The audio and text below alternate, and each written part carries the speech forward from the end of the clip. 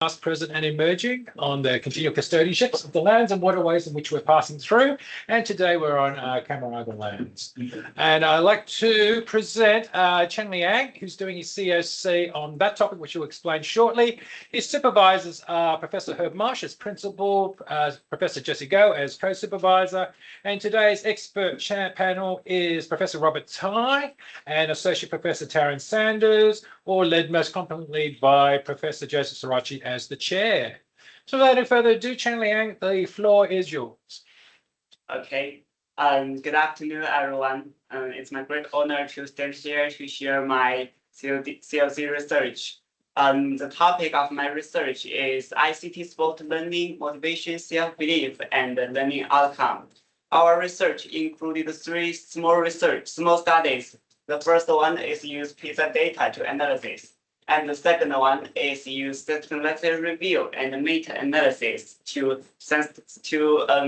make a review. And the third one is use AI agent to carry out an experimental study.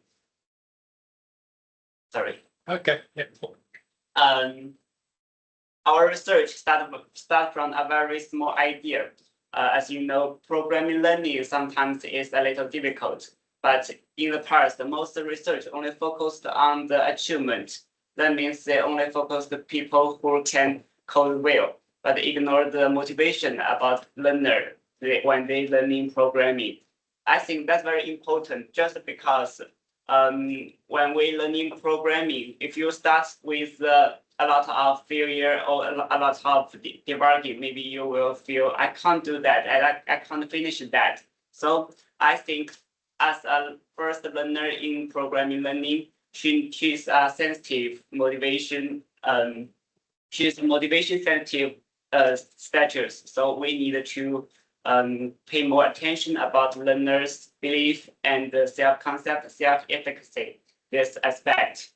And in our research, there are two self-beliefs I involved, and I need to distinguish this concept. The first one is self-efficacy. That's maybe focused on the question about, can I perform this programming task? And the second concept is self-concept.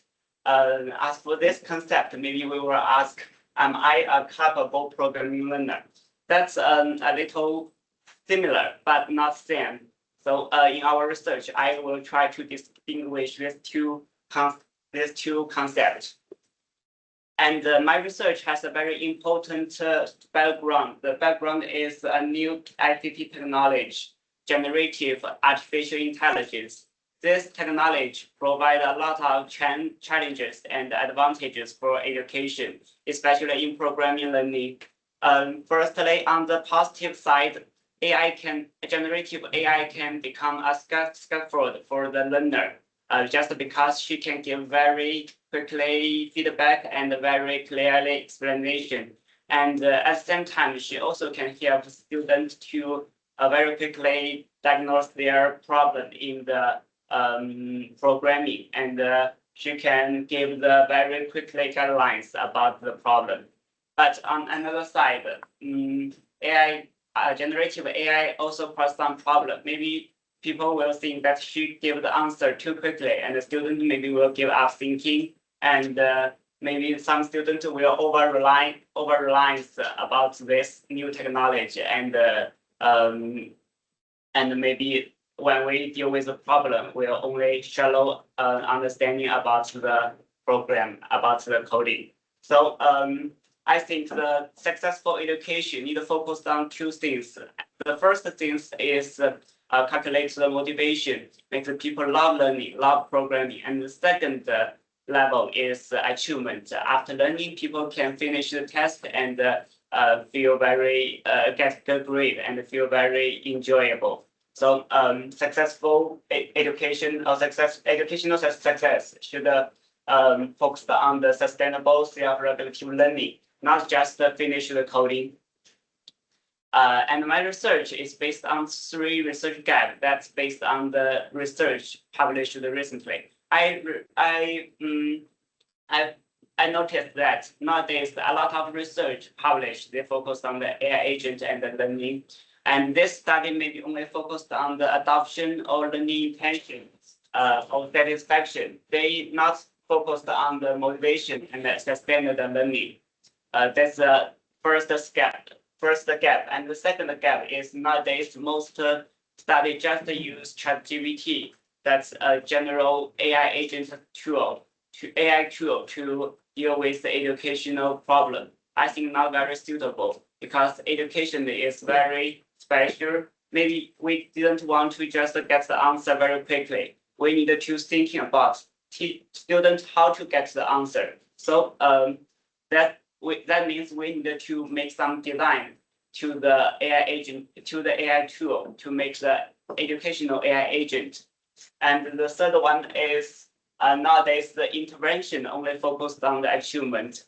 That means they only focused on the grade the students' grade about their test, not care about the students their learning experience. So based on this three gaps, our research has three objects. The first object, we want to use the PISA to on a border scope to virtualize the to examine the border association among the digital conditions, instruction support, motivation, self-beliefs, and achievement. And the second one, we will use system literature review and meta-analysis, combine these two methods together to synthesize the evidence on generative artificial intelligence effect in the programming learning. And finally, based on the study 1 and the study 2, we can get some results, and this result will guide me to carry out the experimental study about a pupil-built AI agent can scale for the programming learning in the real classroom and support sustainable learning. Okay, this slide is about the overall logic about my PhD study. There are three research. Study 1 is the broad context, just focused on ICT technology. And the study 2, we will focus on the programming learning to make a review, get the information about nowadays research funding. And the study 3, we will carry out an experimental study to get the come to the real classroom to get the truly information about AI agents result, AI agents value. And our research will focus on the motivation and achievement, these two parts, and takes the motivation as the first stage. That just we have a motivation firstly, and we can get a good achievement, get a good grade. Okay, let's move to the study 1 and PISA analysis. This research, this study have three pupils. The first pupil is to test whether the both ICT motivation, self-belief, achievement pattern appears across different educational systems. And just because PISA 2022 it cover 81 countries and economics, and so it can make a multi-group analysis to verify the this pattern by different educational system, that means the different country and economics. And the second pupil is to examine the stable direction and the indirect association and possible boundary condition. And the third pupil of this study is to inform measures and interpretation for the classroom study. That means it will provide some hints or advice for my study 3. This is my study 1's model. There are 3 levels. The first level is environment. It includes 2 concepts. The first one is ICT resources in school, and the second one is ICT in home. And the second level is man site. It includes 2 variables. The first one is confident in the self-directed learning, and the second one is growth man site. And the outcome is the achievement. That means the academic performance and the motivation. We use the self-efficacy in digital competence. Okay, let's move to the study 2. The study 2, we will carry out a system lecture review and meta-analysis to answer 3 questions. The first question is, what are the product effects of AI on programming learner motivation and achievement? And the second one is the product effect will vary by the AI agent, AI system category, instruction function, and the level, task, or study quality. And the question 3 is about what process evidence supports a broad pathway or an over-reliance risk pathway. The question 1 and the question maybe we can answer by the meta-analysis, and the question 3 maybe we can answer by the system review. This research have 5 stages, including search, screen, code, appraise, and finally synthesize. In the search stage, we will search 5 database and screening. The stage 1 and the stage 2 we have finished. We searched the 5 database and get 3,746 papers firstly, and after screening, we finally there are 181 studies involved in the final system lecture review, and amongst them, 35 research will be included in the meta-analysis. Okay, now let's move to the study 3, AI agent intervention experimental study. This study, I think the firstly we need to carry out an AI agent. I think the AI agent need using the graduate sport ladder. There are 5 stages, I think. The first one is teach people how to restate their problem. Most people, when they are programming, start coding, they will meet some problem, but they don't know how to state. So the AI agent firstly will teach them how to explain their problem to the AI, and AI can know what problem, what situation you are facing. And the second one is diagnose the problem the student meet. And then AI analyzes the problem and give a minimal hint. Student gets a hint, they will think I can use this hint to solve the problem. And if he still can't solve this problem, the AI will explain or give a worked fragment. That means he didn't give the full answer, full result about this question, just give some, for example, this question, maybe we need to use 100 lines code to solve, to deal with. And the AI in this stage maybe only get 3 to 5 lines to give student advice or suggestion, and student can, based on this advice, she can have a try. And after a lot of time, student maybe can't solve the problem. We will go to the final stage. The AI have checked the student pay his effort, and she will give the full solution. So in order to finish this AI agent, I think there are 5 very important modules. The first one is effective support. The student maybe face some problem. She will feel discouraged, and the AI will give him some positive feedback, give him some courage. And the second part is knowledge-based model. It will include Python and R language, and other language, other programming language knowledge. And the third one is hinting module. And the fourth one is diagnosis module. And finally is the teaching guidelines module. Okay, this is the research design about my experimental research, but just because my research 3 is based on the research 1 and the research 2, so this is an evolving research design. Maybe we will after we finish the study 1 and the study 2, this design maybe will redesign based on the result of the study 1 and study 2. This experimental research have 4 classrooms, and the first classroom they will start with phase 1 with the Python learning with AI agent support, and then learn the R language without AI agent support. The class 2 is to learn the Python without AI agent support, and then learn the R language without AI agent support.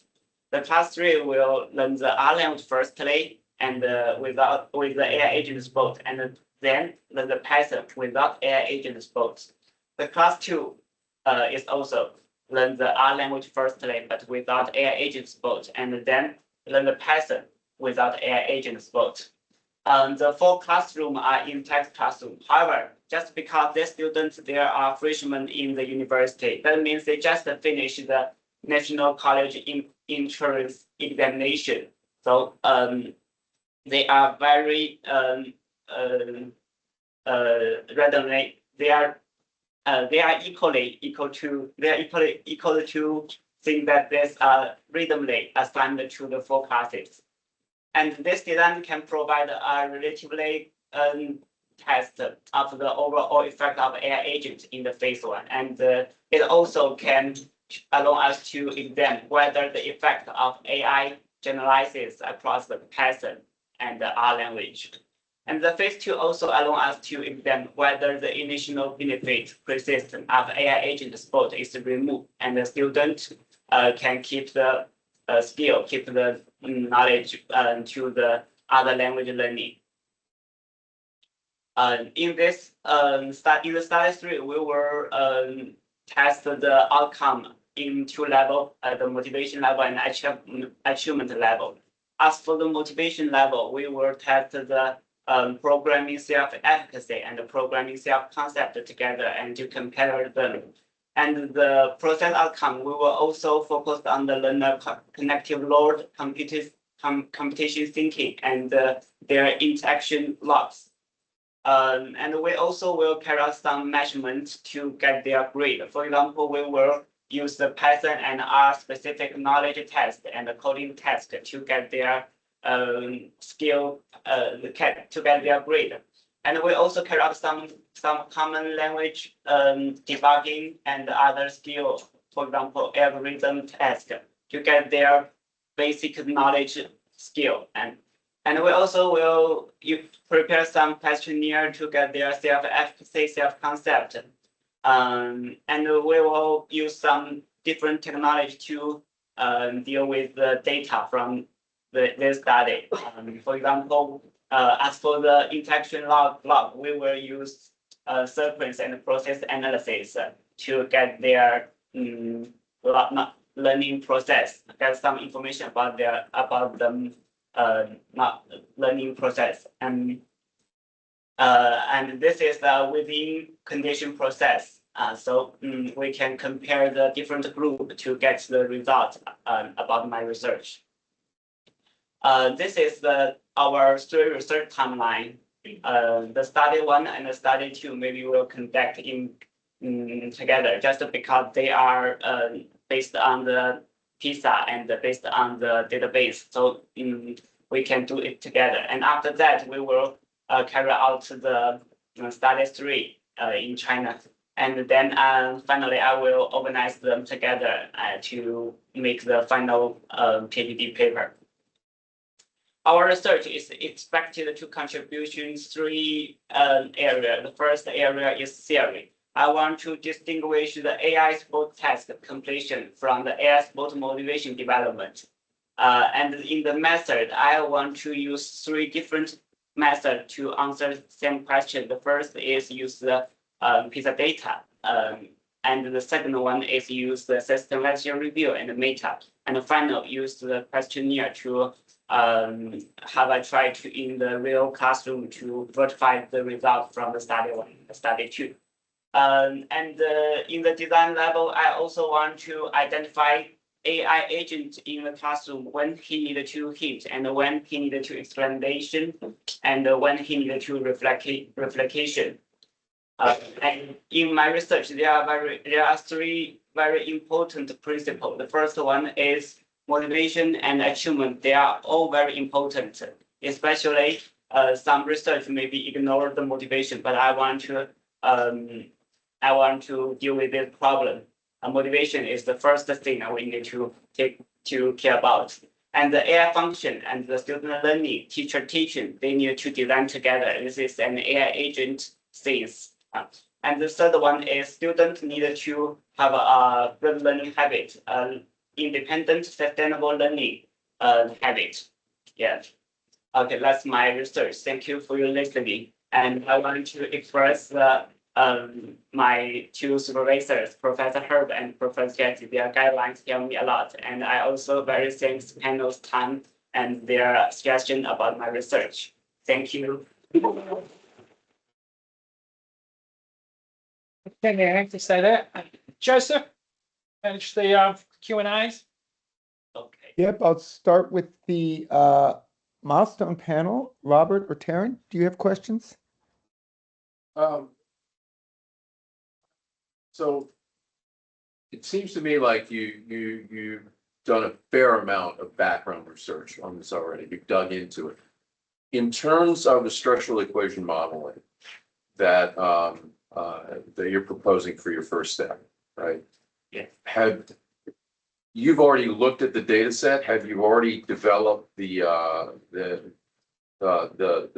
identified the variables that you would use to create the latent variable constructs?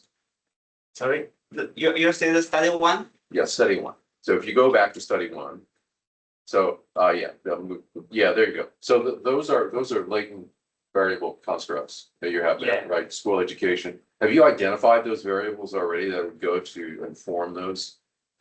This variable, they are identified by the PISA codebook. Okay. Yeah. So those have already been established. Yeah. And you're satisfied with those in terms of, because typically with structural equation models, there's been sort of like some back and forth on that because sometimes the numbers are very difficult to interpret. The number, sorry. You're going to get those relations along those arrows. Oh, you mean that their relationship come from? Right. There are some I cannot shoot letter review for the study one.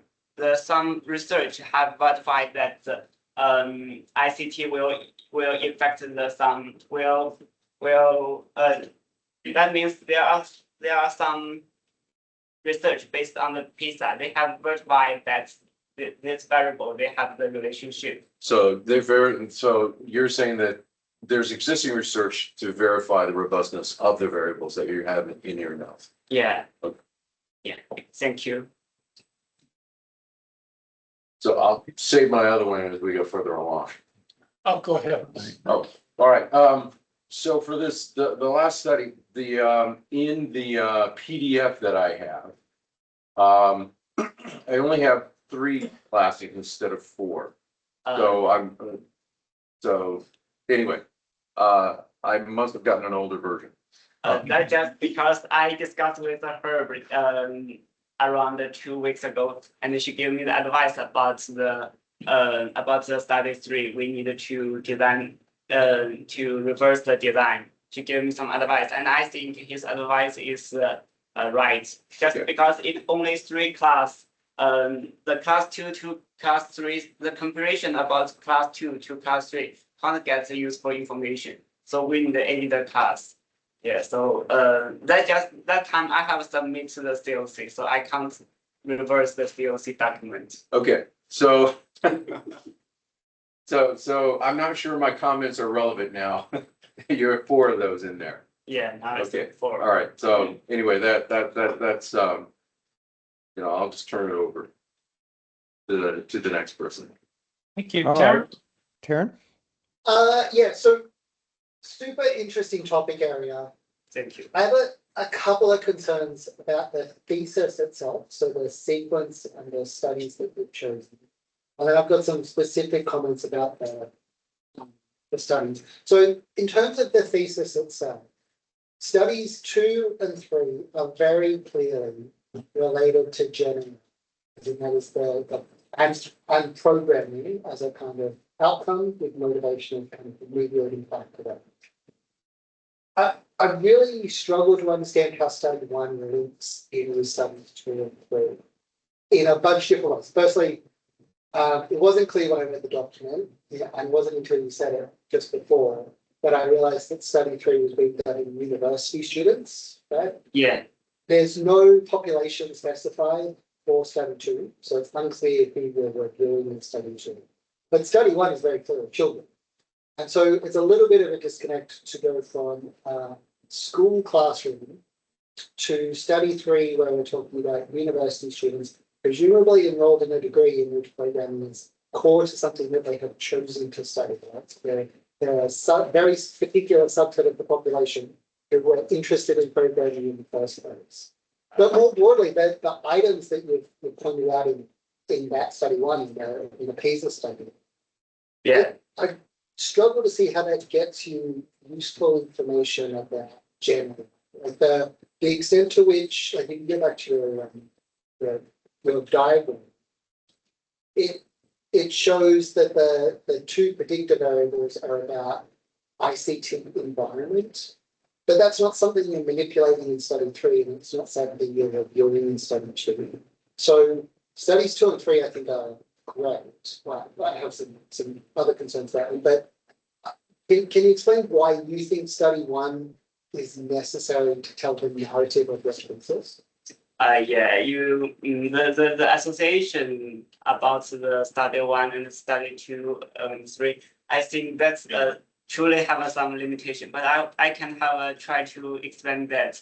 The study 1 is just provide a broad context, and I can't find the suitable data for the university students, so just use the PISA data to analysis. And I think the AI technology, she just a new type of the IC technology. So I think that's the association between the study 1 to the study 2 and 3. Can we pause there for a second? Because I want to unpack that. So can you go to the diagram, the path diagram that you have for study 1? The study 1, okay. So what are school educational ICT resources and education ICT? So what are the items in the likely factor that is measured?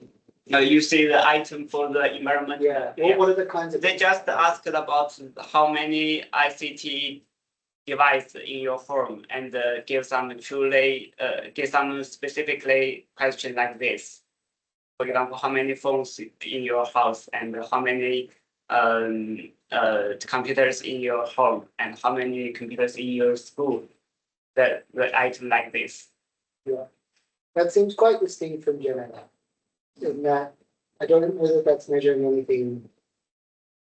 It seems orthogonal. It seems like it's a measure of something. It actually kind of sounds like a measure of socioeconomic status. So I wonder if study 1 is the right approach for the narrative that we're trying to tell in your study. And I'm gonna just pitch you on a slightly separate idea, which is that in study 3, you're coming in with a very theory-heavy approach, which is totally you've got a sequence of modules derived from the theories that you've been reading, which makes a lot of sense.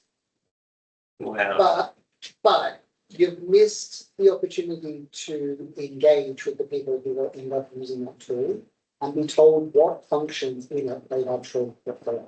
So this is sort of very kind of ivory tower research in that you've designed what it should look like, and then you're bringing it to a classroom and testing whether or not that design works for you. And I wonder if there is an opportunity for you to instead have a study that just focuses on the development of the AI agents. And as part of that, go through the process of developing an intervention that people will use. So that includes getting some users to test it, to evaluate it, to give you feedback on it, to change it before you actually test it in a controlled setting. I wonder if that would fit the narrative of your thesis, they should do it better than a study on a different population measuring different variables. Like academic performance, for example, is that academic performance related to programming? no. Yeah. So I struggle to see how any of these constructs are linked to the other two studies. And I do wonder if you would be better off leaving this one and instead finding a way to make the intervention really, really good. And I'll let you don't have to answer that. We can chat about that with your supervisor. So in study 2 then, in the systematic review, the inclusion criteria that I have in the Word document doesn't include anything about the population other than that they're studying programming. Can you just clarify what is the populations that we're looking at in this study? Study 2, we just focus on the AI on the programming and focus on the motivation and achievement. Yeah, but in who? Like that, those studies are done. Our students, yeah, because if we, So any age group. yeah, any age. Okay. Yeah. Cool. And presumably you sort of look at how the effects are different from a K to 12 environment versus the university. We can use the, we also consider the learner's level, use moderate analysis. Yeah. Look at that as well. Okay, that makes sense. And what are you, in those studies, what are we comparing against? So you've got the use of Gen AI as kind of an exposure. Correct me if I'm wrong, Gen AI is kind of an exposure in those studies. And you've got motivation and your performance in programming as the outcomes. So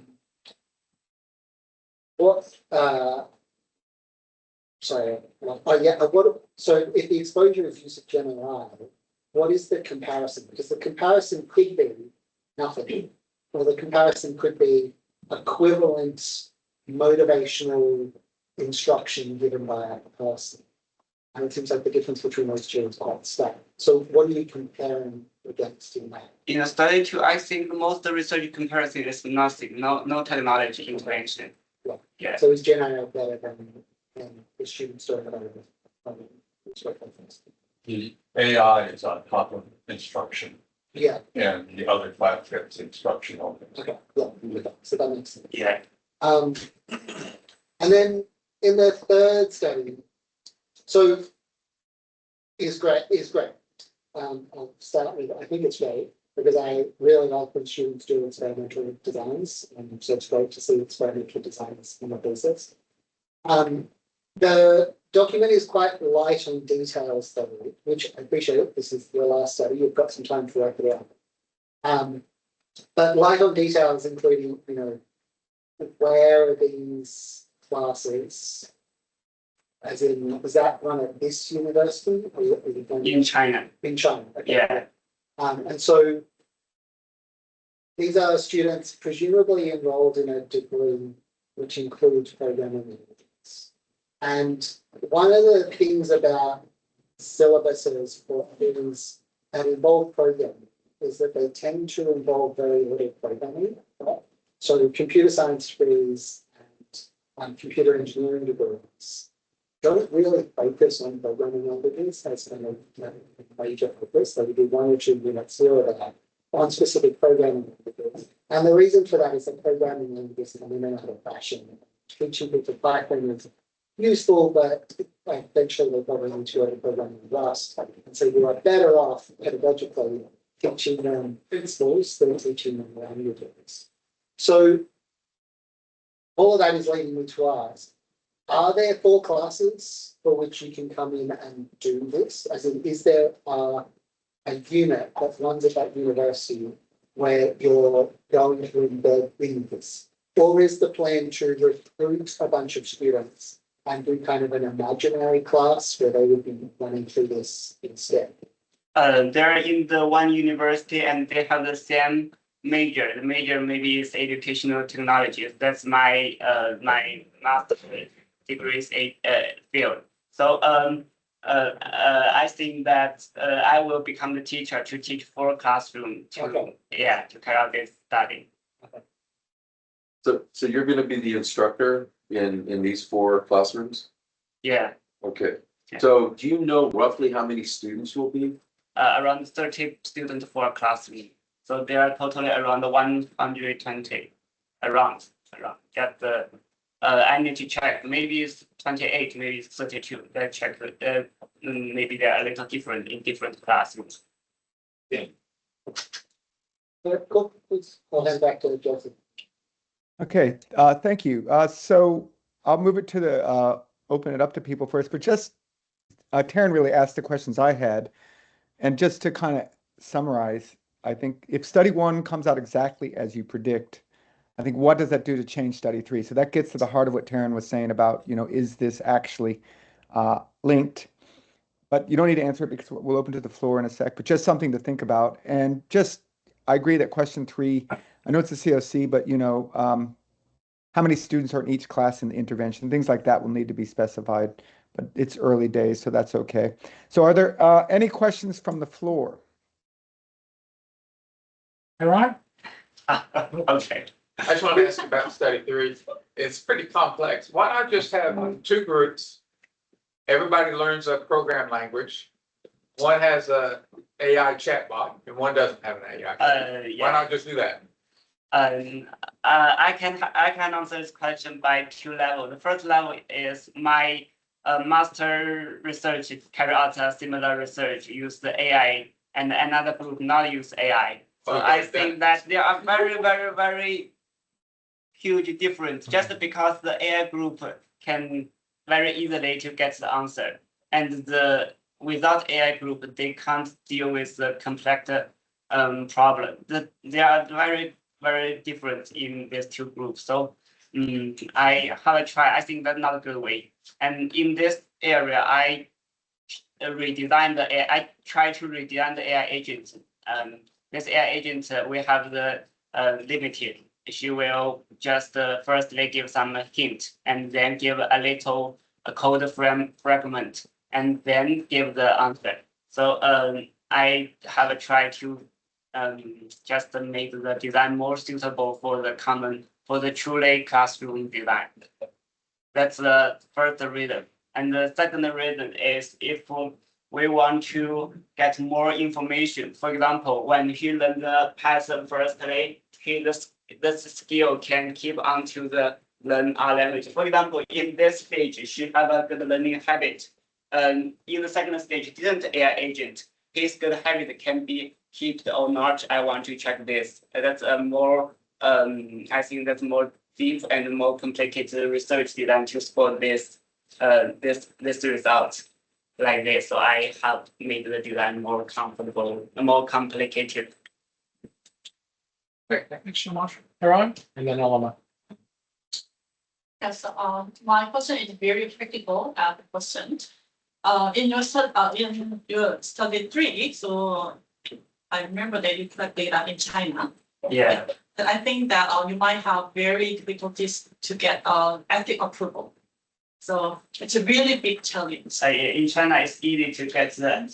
No, you need to, in order to get collect data for your ethics. Yeah, I have submitted the application for this study.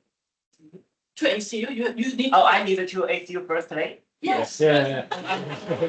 I'm sorry. Okay. That's a big challenge. Oh, I ignore this problem. Okay, so The right process is firstly I get the ACU's ethic approval and then get the Chinese ethic approval. Yes. Yeah. Okay. I will deal with the problem as quickly as possible. You might experience very difficult case. So my question is, it's very difficult. It's like collecting data overseas, and ACU has think that that they will highly protect knowledge. So just in case, so do you have any other backup plan? Maybe not. I think even we didn't know that. If this plan is be then in the ACI, I will have a try, for example, to collect some questionnaire and carry out some self-check modeling to take these studies three. I think that will be more easy to get the approval of the ASIC. But still collecting data in China. Yeah. But I think the collect data in Australia is more difficult for me. Yeah. Isn't it? So I think it's easy for me to collect data in China. For example, I can easily to get 4 classroom. I can also very easy to collect more than 500 questionnaire in China. Yes, this is a practical question. So yeah, you will experience it. Yeah, I think that's a very important problem. Yeah, I ignored this before. Now I need to deal with this. Thank you. Thanks, everyone. Last question to Alma, and then I hand back to Justin. Thank you. So congratulations, first of all, for presenting your COC, and you did a really good job. You were very confident in your presentation, I must say. I have a specific question regarding your study 3. So you say that you will be the teacher for facilitating the classes in those 4 classes, right? Yeah. You will be the teacher in all those 4 classes. So I don't know, like if there is something called experimental bias, like the experimenter bias. So do you think there is any possibility that the experimental bias can happen while you take all of the 4 classes? Sorry, the pairs of what? Like the experimenter bias, like maybe the result you are trying to find through the experiment, maybe you will have the more focus on a specific class and specific situation, specific part of students than other classes, other students. Like this kind of bias, do you think it is possible? And if it is, then do you have any plan to how you can minimize the bias or how you can do so? Yeah. Firstly, I think the things we can deal with in 2 aspects. The first aspect that just I will design the class and make the class too similar, and there the difference we can make it more make it small. And the second stage is we will have the firstly we will have the pre-test. The pre-test is to make sure that the students they have the similar start, and after the intervention, if they grade and motivation has some change, that's just because we added the AI agent. This is two things I can do to make the bias small. Okay, so really to the question.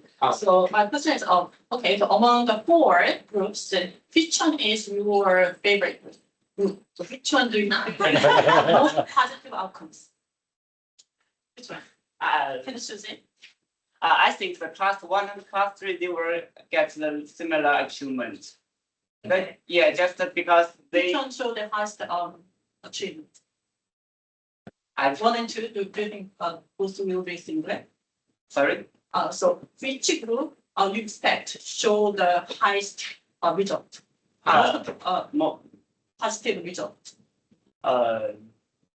maybe Python. This group group class 1 Python first, and with AI agent first group. Yes. Then, for example, that's your hypothesized group that will show the most positive results. Then, a question was that what if sometimes you are instructor and you are smiling more and you give more the positive the emotion, then yeah, that is the kind of experimental effect. Yeah. Oh, yes, that. Yeah, I'm that's just the worried bias about the I was kind of talking about. side Oh. effects. When you are the experimenter and you are taking the classes, of course, you will be different, you will approach your presentation, your body language, everything will be different in different classes, so your body language can also act as a bias because I know pre-test and post-test there will be differences, but that doesn't account for the biasness from the researcher. Because when we do a research, we get involved, we want the desired result sometimes. So I was my question was like, do you have any plan to minimize those kind of situations? I think I can control that. If the student, for example, the class 1 student will very happy to communicate with me, and for the class 2, maybe the student don't like. There will some different. I think that's a problem will appear. But I think I can control myself. I can when we teach them, I can keep my status. They are similar. It's not difficult for me. Okay. Couple of things. It's clearly a bias. It's clearly a problem that we can address, but we can't get rid of it. And the problem of having 4 different teachers in those 4 classes would be much worse. That would be impossible. So the way to do this study is to have 80 classes and different teachers and so on and so forth. But that's just not feasible for a PhD. So this is a reasonable approximation. Now, what we can do is we can use these SEEK, the student evaluation of teaching, And it's got some scales like enthusiasm and things like that. And that will give some hint as to whether or not they're more enthusiastic than the other. It's not, it doesn't solve it, but it's at least a tape measure that we can look at. But it is a problem. I mean, and that's a problem with educational research. The unit of analysis is a, no, not. One way It's a to problem. one way to solve it is do an online class with prepared modules where everybody gets exactly the same modules. Yeah, but but half of it is a control group. Well, everybody would get the exact same instructor, and then you would have this add-on of the AI processes. That would, How does that solve it? because you get exactly the same instructor. Yeah, because the instructions are not happening in real time, it's Right. pre-recorded. It's synchronous. Oh, so the Yeah. teaching is all online. as Right. well. Yeah. It's important teaching. Yeah. That also removes the risk of Chengliang being, unwell one day when he has to teach or something. And he does that You can particular control class as well. I'm not recommending you do that, but if you're trying to solve that problem, that's one way to do it. All right. But I think That's not actually, so the students never actually have any contact with a live person. That's right. It's just like a senior instructor. All right. It is actually. All right, I had a class like that last semester. All right, people. Very last question, Ying. So we're running out of time.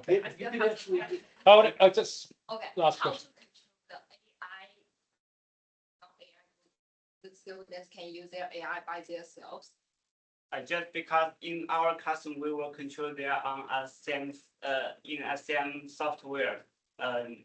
This is Chinese software, and I can control that when they answer the question and deal with the problem, they must finish on the this platform, and this is the use for limitation structure method to keep them not use AI. But in fact, the no AI agents board means they can't use the AI agent I designed. They still can use the ChatGPT or other tools. That means they can't use any AI agents. Every student they in classroom they can use AI, and we can't control that. Yeah, but how can you test the functions that is without? And in the final test, we can have the in the final test. They can use their AI by themselves, so they can. No, the final test in the classroom. So everyone that gets the test, they are not on the phone, not on the phone. They are the paper, and to write something, to record something. The knowledge test and the algorithm test is can control like this, and they can use the online technology, so they can use AI in the final test. Yes.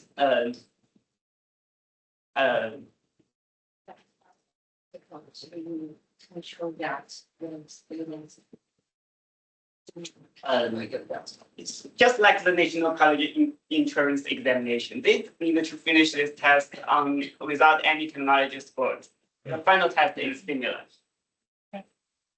I appreciate time. So I'll let the expert panel continue deliberations in the boardroom. But in the meantime, can you please give a round of applause for Chengliang? Thank you. And just a couple of announcements. One, we have another COC next week. James is flying up from Melbourne. And also we have Emma's baby shower for baby number. I don't care. Just give it. Isn't that right, Emma? Yes. All right. That's next Wednesday. Thank you. All right.